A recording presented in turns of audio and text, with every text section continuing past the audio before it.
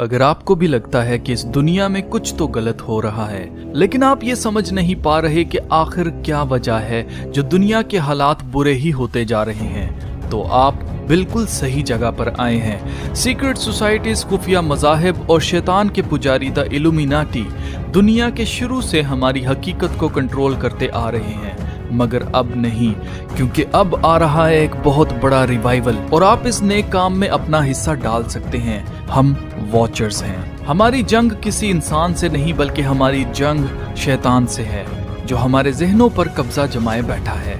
हमें खुद भी शैतान के शर से बचना है और अपने प्यारों को भी बचाना है, because we are watchers.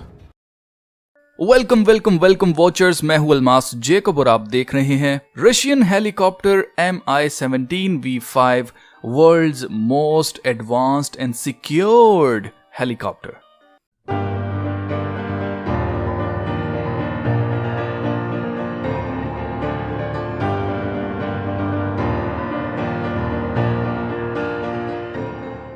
Russian helicopter Mi-17V5 दुनिया का सबसे महफूज तरीन और सबसे एडवांस्ड चॉपर माना जाता है, और ये ऐसे ही नहीं माना जाता है, इसके पीछे एक रीजन है। वो रीजन क्या है वो मैं आपको बताने लगा हूं, लेकिन उससे पहले मैं चाहता हूं कि आप इस तरफ गौर करें।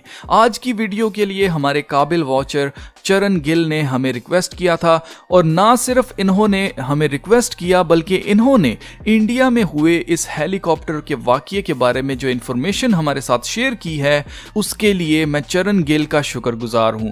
और मेरे ख्याल से ये इंफॉर्मेशन आप तक भी जरूर पहुंचनी चाहिए, इसलिए अगर आप ये इंफॉर्मेशन लेना चाहते हैं तो वीडियो में आगे चलकर मैं आपको इनका कमेंट दिखाऊंगा।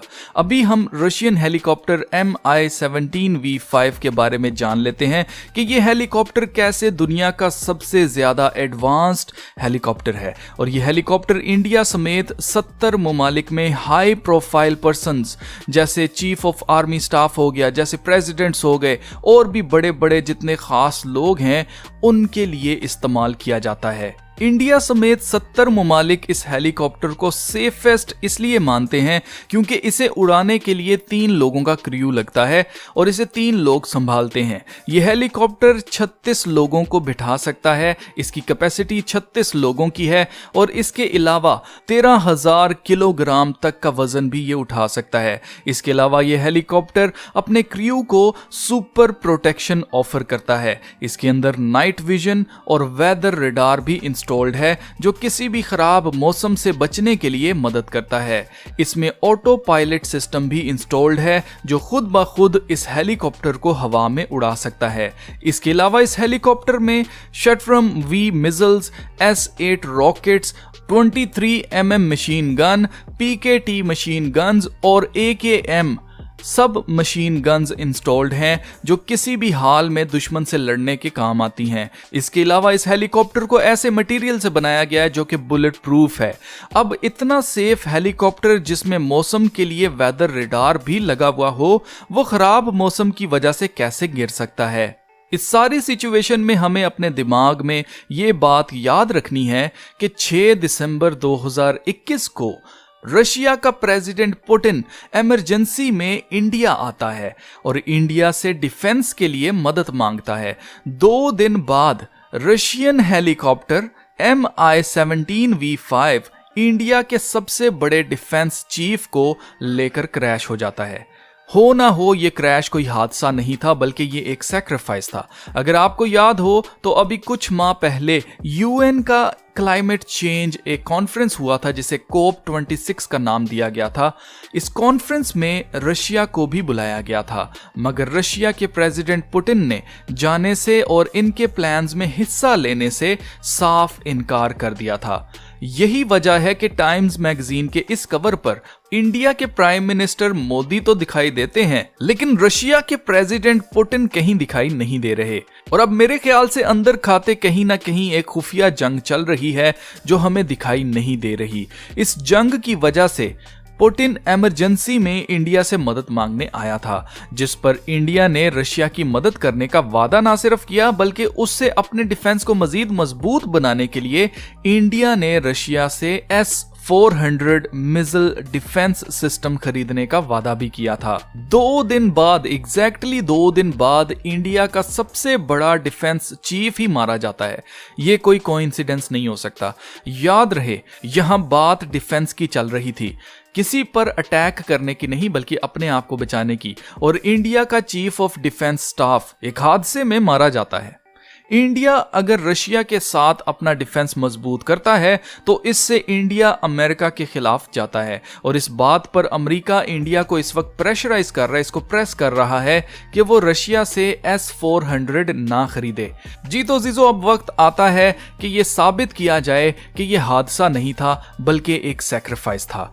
और इसको साबित करने के लिए आज मैं नहीं बल्कि हमारे काबिल वॉचर चरण गिल का ये कमेंट ही काफी होगा। चरण गिल ने लिखा है, ब्रो, CDS बिपिन रावत की मौत नहीं हुई, सैक्रिफाइस है। बहुत सिंबलिज्म है इसमें, इस पे वीडियो बनाओ।